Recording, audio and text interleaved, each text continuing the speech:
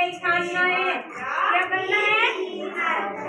चित्रों को पहचानना है। आप खड़े होके एक एक मुझे बताना कि कौन सा चित्र क्या है। ठीक है, बताओगे ना बच्चा? है ना? बताओगे ना? ठीक है, तो ये मैं पूछ रही हूँ, बताओ ये क्या है?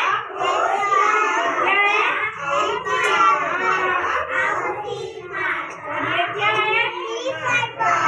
B for boy। और ये क्या है?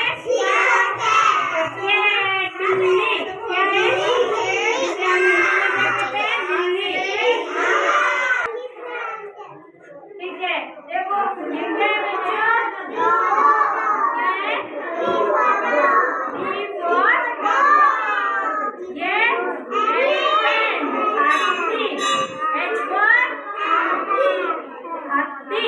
क्या है? एलिफेंट। और ये क्या है? फिश यानी मछली जो पानी में रहती है। और ये क्या है? गर्ल। गर्ल यानी लड़की। लड़की है ना? गर्ल। और ये क्या है? मुर्गी।